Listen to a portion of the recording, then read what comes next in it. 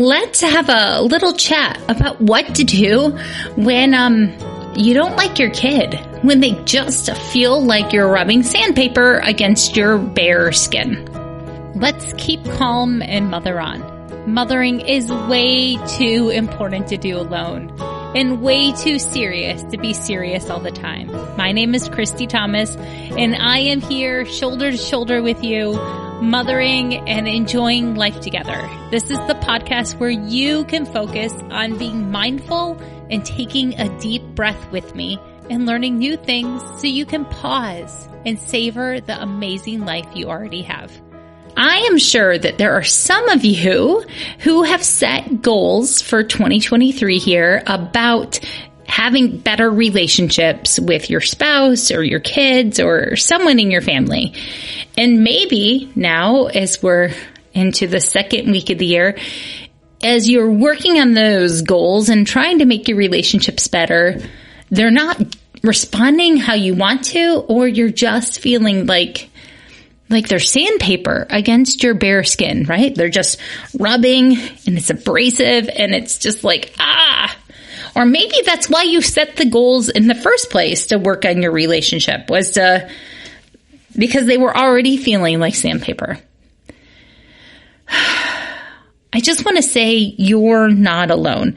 When I set goals about relationships, it's usually because somewhere I'm feeling disconnected or fractured or separated from someone I love, and I want to be closer to them.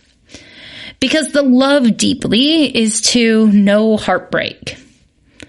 To love deeply is to let your heart break and be okay with that. And when you're parenting, boy, there are 0 ways for your kid to be perfect and 0 ways for you to be perfect, but 1,000,000 ways for both of you to be good enough and full of love and connected with each other. There are 1,000,000 ways how you can pause and turn towards each other. But if you're concentrating on how icky the relationship feels or how much someone is annoying you and how you just wish they would get better, then you've closed your heart off to love.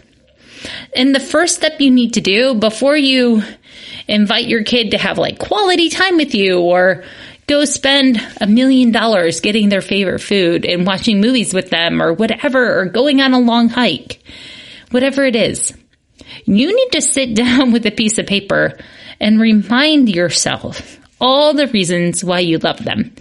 In fact, I suggest that you sit down and try to make a list of at least 25 things.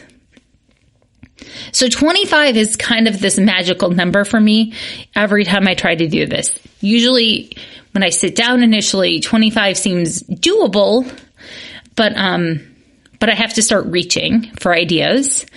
And then by the time I get to 25, I can usually think of at least 25 to 50 more reasons. It starts becoming easy. It's unlocked. Okay. And after I stop writing this list, I feel different. And that's the only part of the relationship I'm in charge of anyways, is how I'm feeling towards that person and how my feelings then impact my actions. So my thoughts help make the list, which generates a different feeling inside of me. And then my feelings change the type of actions I want to do, which then leads to different thoughts, which leads to different feelings. Okay. So as this goes about, while I'm annoyed with my kid, it's important to remember that they don't feel my feelings, that they are a separate person with their own feelings. So whatever the challenges you're going through, maybe it's sleeping through the night or potty training or school issues or sibling rivalry or mean girls or energetic kids that mismatch your energy levels, whatever it is, whatever you're feeling in response to your kids' actions, are only felt by you. They don't know how you're feeling. You're not like giving them that feeling too. Like, only you get that. So if I don't want to be trapped in this sandpaper feeling, it's up to me to change the thoughts about what my kid is doing, so I can have different feelings. So another phrase I like to remember when I'm having sandpaper thoughts is they are only X years old. Like, I am only 41 here. It's taken me a long time to practice these skills of being human, but my child is only 10, or my child is only 3. Like, wow, it takes a lot of work to practice being human, and they're only 3 years old. Or, wow, I wonder how old I was when I learned that skill. Am I expecting too much? Or am I expecting too little? Maybe I am. Maybe I'm helping too much. Maybe I'm not helping enough. But if you just pause and take a step back, you'll start to notice your thoughts about your situation and how your thoughts then trigger your feelings. Okay? I know that you are exactly the right mom for your kids, no matter what situation you're in, right? Of course, your child is going to challenge you. Of course they are. They are your greatest personal development course, and it's amazing. Think of all the learning you have done since you found out you were their mom. Think of all the learning you have done from how to do diapers quickly, how to convince a kid to brush their teeth, all the learning you've done, child development, just tons of things. Rules about sports and games you had never played in your life, voice characters, all the learning about fan fiction and fandoms and Thomas the Train, whatever it is, Daniel Tiger, you have done so much learning as a mom. But you've also done so much unlearning. And that's where today's challenging you with, okay? You've also unlearned things as a mom. And that's really amazing too. You've had to unlearn maybe how your family of origin responded to you, and then you chose a different way. Maybe you had to unlearn how to ask questions because the one kid wasn't responding to you in the way you did. Maybe you had a second kid and you had to unlearn parenting strategies that worked for your first kid because they weren't working for your second. Maybe you moved and you had to unlearn certain things that were culturally okay there, but aren't culturally okay where you are now. There's so much. I want to give you a hug. In fact, okay, so I've challenged you to write a list of 25 things you love about the person that feels like sandpaper to you, a kid or a spouse or someone else. It can work for anybody.